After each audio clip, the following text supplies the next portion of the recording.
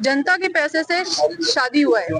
तो ये सोचिए कि बीजेपी का प्रचार प्रसार कराने के लिए ये पार्टी इतना मतलब नतमस्तक हो चुकी है, क्योंकि वो आप अगर मेरा 8 वार्ड का बात करेंगे तो 8 वार्ड में मेरा हमेशा कांग्रेस यहाँ पे कांग्रेस का ये गढ़ रहा है।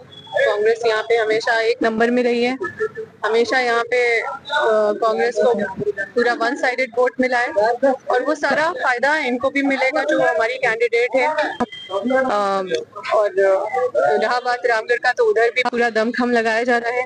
हर जगह हम लोग हमारे कार्यकर्ता उत्साहित हैं और हमें पूरा विश्वास है कि जो हमारे विचारधारा से प्रेरित जो हमारी कैंडिडेट है उनका जीत सुनिश्चित है।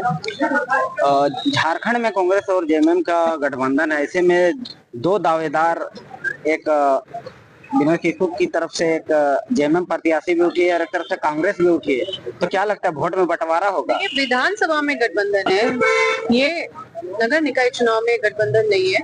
अब तो जरूरी नहीं कि मतलब जिसमें जिस चुनाव में जैसा समझौता होता है बाकी पार्टियों के साथ, तो इसमें सब अपना अपना प्रत्याशी उतारे। ये सब जी, मैं एनटीपीसी और पीवी को लेकर के अभी आपने कई बातें कही, क्या कहना चाहिए? देखिए, हम तो बस यही कहना चाहेंगे साहब कि शादी तो मंदिर में भी एक सिंदूर से हो जाता है।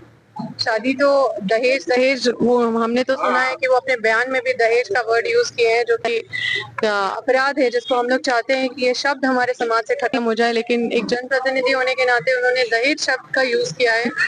और साथ में जितने भी कंपनी है यहाँ पे, आप पीवीएनएल, एनटीपीसी, सब स्टिकर लगा लगा के आप वहाँ पे अगर घूमे होंगे तो देखे होंगे पीवीएनएल, एनटीपीसी सबका स्टिकर सटा हुआ था।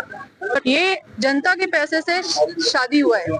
तो ये सोचिए कि बीजेपी का प्रचार प्रसार कराने के लिए ये पार्टी इतना मतलब नतमस्तक हो चुकी है, क्योंकि वो इतनी गलत में है, वो जान रही है कि हम गलत में है। बस हमसे मतलब विरोध नहीं करे, हमारे पास जनता का इश्यूज नहीं रखे, इसलिए इतना मदद किया जा रहा है।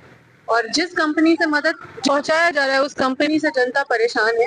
उस कंपनी से जनता त्राही माह में ना मुआवजा मिल रहा है, ना नौकरी मिल रहा है, ना रोजगार, ना पुनर्वास, ना पुनर्स्थापन, कुछ नहीं मिल रहा है।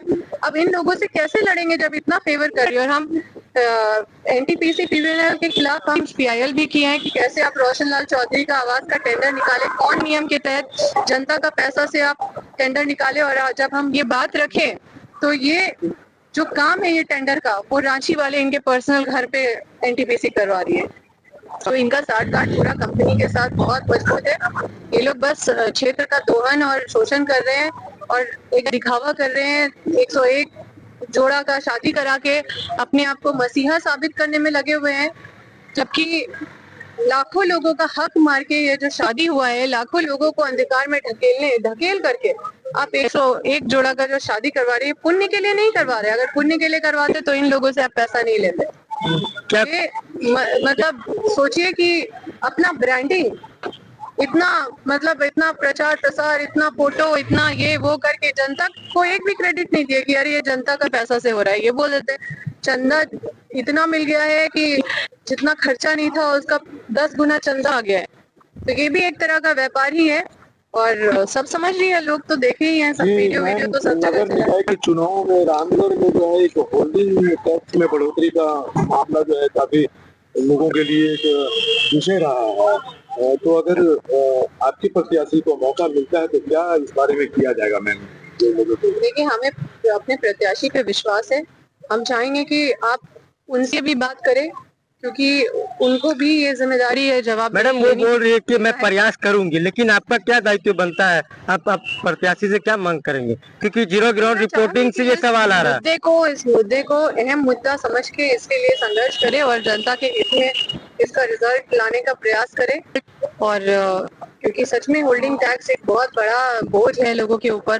जिस हिसाब से होल्डिंग टैक्स लिया जाता है उस हिसाब से सुविधा नहीं दिया जाता, ग्राम नहीं दिया जाता। हमारे बचरा में भी 3 पंचायत को नगर कर दिया गया था। होल्डिंग टैक्स इतना मारा जा रहा था, वहाँ पे ना स्कूल था ना कोई डेवलपमेंट था। तो हमने उस पूरे नगर को फिर से वापस पंचायत कैबिनेट से करवाया था।